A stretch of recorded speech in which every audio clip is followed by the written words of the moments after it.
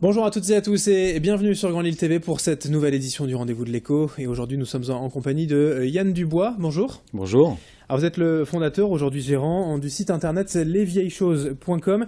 Ici on va parler d'objets vintage, néo-rétro. Dites-nous en plus quand même vraiment le concept du site internet.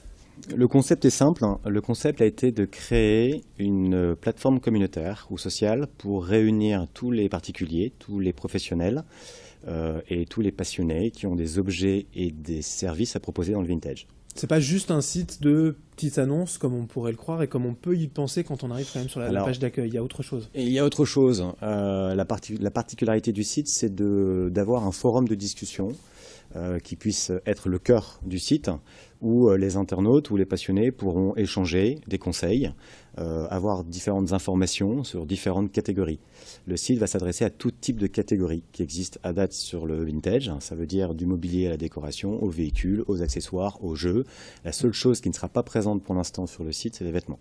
Alors on parle de vintage pas mal aujourd'hui, c'est on va dire un peu tendance, mais ça veut dire quoi en fait? Vous avez une définition à nous donner du vintage? J'ai une définition de vintage. En fait, quand j'ai commencé un peu à penser à ce projet, je me suis aperçu que le mot vintage a été extrêmement galvaudé depuis pas mal d'années. Et un jour, pour la petite anecdote, je suis rentré dans un bureau d'un professionnel que j'ai énormément questionné pour essayer de mettre en place cette étude de marché. Et ce monsieur m'a montré dans son bureau une planche en bois où il y avait une mâchoire de requin dessus. Et tout fier, il m'a dit « ça c'est vintage ». Voilà. Et j'étais assez surpris et c'est là où je me suis dit bah, « voilà, il va falloir vraiment que je redéfinisse ce mot vintage ». Donc après avoir m'être renseigné auprès de beaucoup de personnes, que ce soit des particuliers, des professionnels, je suis en arrivé à une définition qui est ma propre définition, qui sera la définition pour les vieilles choses. C'est un objet en fait qui a minimum 20 ans d'âge, qui a une qualité de conception, un style et une originalité qui ont été reconnus.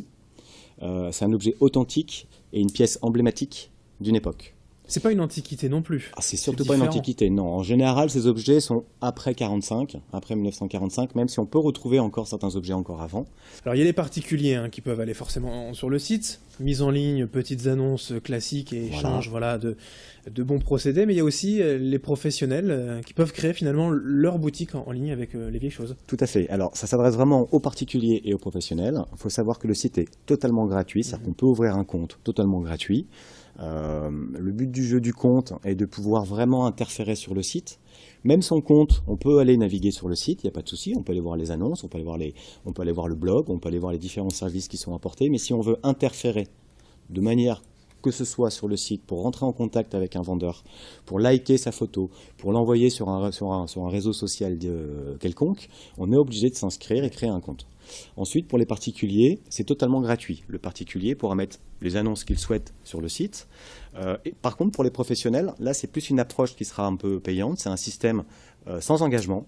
C'est un système de forfait récurrent tous les mois qui lui permet soit de créer un compte pour avoir et mettre en ligne toutes les annonces qu'il souhaite, jusqu'à 10 photos par annonce, soit de pouvoir aussi, s'il le souhaite, créer une page boutique pour mettre en avant son offre de service. Ou alors, il prend les deux, d'accord ? Et en prenant les deux, on va regrouper ces objets sur sa propre page boutique.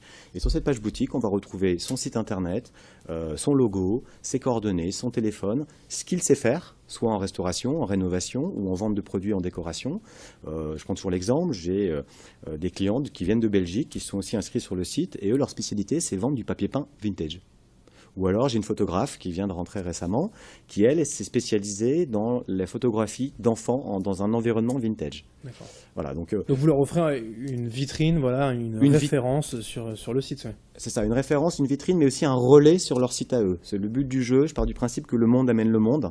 Et automatiquement, toutes les personnes qui pourront être attirées par tout type de catégorie sur le site pourront aller voir ce qui se passe un peu ailleurs et pouvoir découvrir d'autres métiers, d'autres objets qui, à date, n'étaient pas prévus dans leur recherche initiale. Alors ces objets, justement, si on devait donner quelques chiffres, combien y en a-t-il aujourd'hui déjà de référencés? Alors à ce jour... Ça va, ça vient forcément. Alors, mais... Ça va, ça vient, donc ça se tient plutôt pas mal. Donc à ce jour, le site est ouvert depuis 2 mois. On a ouvert le site le 1er décembre. On a eu la chance d'avoir plus de 50 000 pages visitées en moins de 2 mois, avec 5 000 utilisateurs différents qui sont venus sur le site sans vraiment communiquer dessus. À ce matin, on avait 322 objets de mémoire, avec à peu près une bonne vingtaine de boutiques de professionnels, sachant qu'il y a à peu près petite quarantaine de professionnels qui sont aussi inscrits sur le site et ils n'ont pas tous forcément besoin d'avoir une page boutique. Alors, le vintage, c'est cher, il y a tous les prix.